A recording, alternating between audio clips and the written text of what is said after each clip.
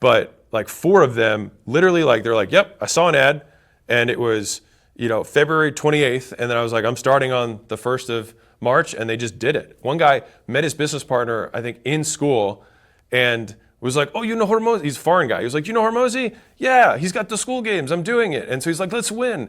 And they met, and one guy handled the delivery, the other guy handled the promotion, a great partnership, and they came in 10th place. They like just got in. It was really cool, very cool. Russian guy.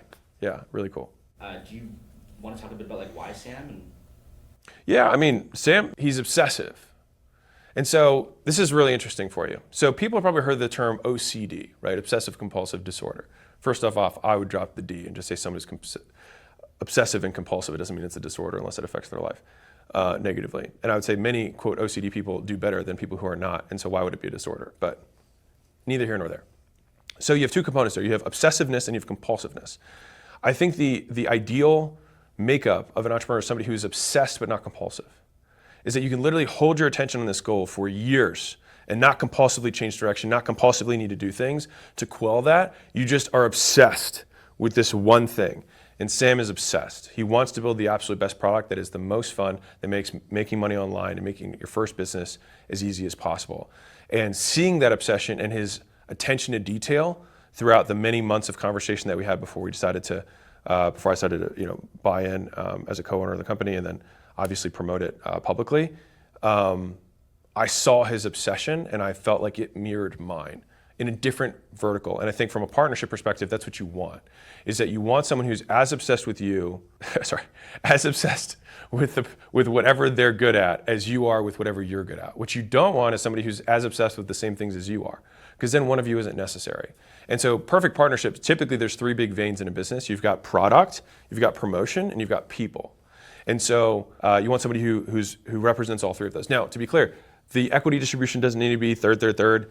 You could have an employee who's exceptional. It's just those are the functions that have to be maintained for business to grow.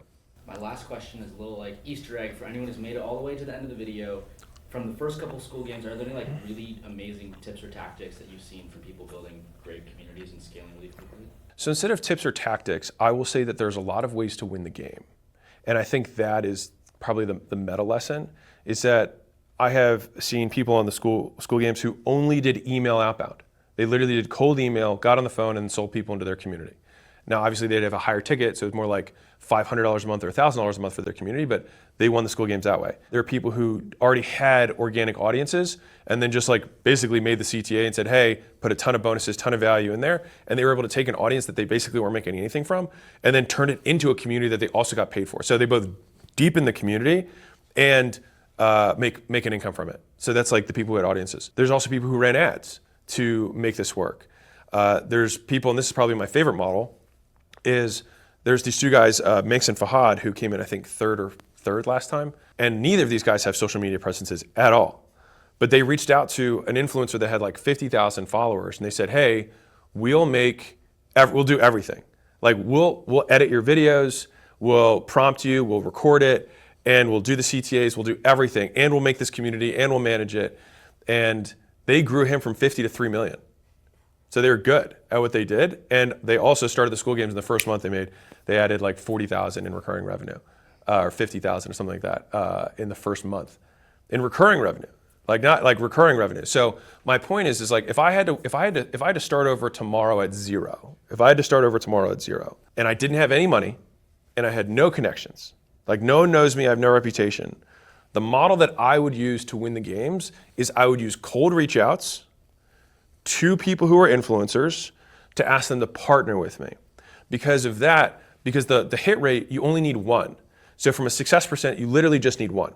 And the key, and this is the pro tip, so if you want an Easter egg, this is it. When you do these reach outs, every position has an advantage and a disadvantage. So I'm gonna zoom out for a second and explain the advantage of the underdog.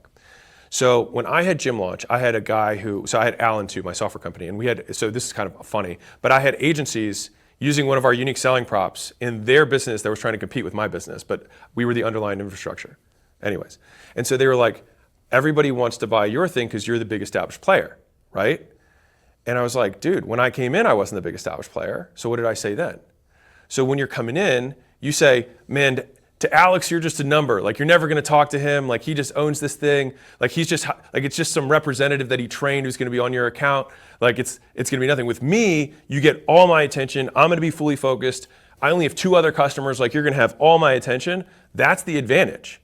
Now, if I'm Alex, I'm going to say, this kid's in his mom's basement. He has no idea what he's doing. There's a reason that he only has 2 customers, because he doesn't know how to provide value consistently. We've systematized this thing so we can consistently produce the result.